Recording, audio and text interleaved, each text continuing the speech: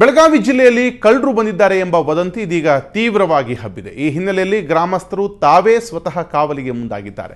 ಜಿಲ್ಲೆಯ ಗೋಕಾಕ್, ರಾಯಭಾಗ, ಅಥಣಿ ಹಾಗೂ ಚಿಕ್ಕೋಡಿ ತಾಲೂಕುಗಳಲ್ಲಿ ಈ ವದಂತಿ ಹೆಚ್ಚಾಗಿದೆ. ಇಡೀ ರಾತ್ರಿ ಜನರು ದೊಣ್ಣೆ, ಕೊಡ್ಲಿ, ಕಾರದ ಪುಡಿ ಹಿಡಿದು ಗಸ್ತು ತಿರುಗುತ್ತಿದ್ದಾರೆ. ಇನ್ನು ಗೋಕಾಕ್ ತಾಲೂಕಿನ ತುಕ್ಕಾನಟ್ಟಿ ಗ್ರಾಮದಲ್ಲಿ ಸುತ್ತಮುತ್ತ ತೋಟದ ಮನೆಗಳೇ ಹೆಚ್ಚಾಗಿದ್ದು ಇಲ್ಲಿನ ಜನರು ಮನೆಯಿಂದ ಹೊರಬರಲು ಭಯಪಡುವಂತಾಗಿದೆ. ಗ್ರಾಮಕ್ಕೆ ಬರುವ ಅಪರಿಚಿತ ವಾಹನಗಳನ್ನು ತಾವೇ ಸ್ವತಃ ಪರಿಶೀಲನೆ ಮಾಡುತ್ತಿದ್ದಾರೆ.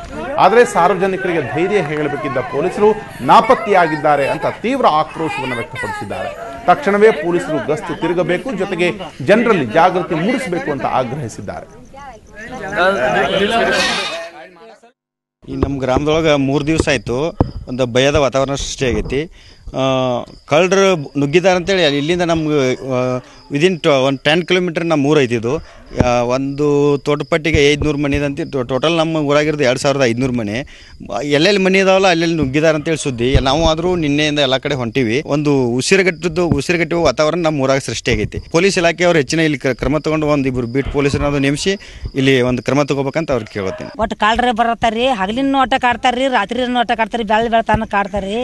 ನಾವ್ರಿ ಒಂದ್ರ ಇವತ್ತು 4 ದಿವಸ ಆತ್ರಿ, ಒಟ್ಟ ನಿದ್ದೆ ಇಲ್ರಿ. ಮತ್ತು ನಾವು ಹೊಲಗಳು ಮೇವಿಗೆ ಹೋಗಿಲ್ರಿ. ಅಂಜಿ ಹೊಲಗಳ್ದಾಗ ಮೇವಿಗಾರನು ಒಟ್ಟು ಗೊಂಜಾಲ ಸಪ್ಲಾನ ಮಾಡ್ತಾರ್ರಿ. ಮತ್ತು ನಮ್ಗೆ ಭಾಳ ತ್ರಾಸು ನಡೆಸ್ಯಾರ್ರಿ. ನಮಗೆ ರೀ ಗೌರ್ಮೆಂಟ್ ರೀ, ನೀವು ರೀ ನಮಗೆ ಕಾವಲು ಕಳಿಸ್ರಿ ನೀವು ರೀ. ಪೊಲೀಸರು ಫೋನ್ ಮಾಡ್ರೂ ಪೊಲೀಸರು ಬರುವಾರ್ರಿ.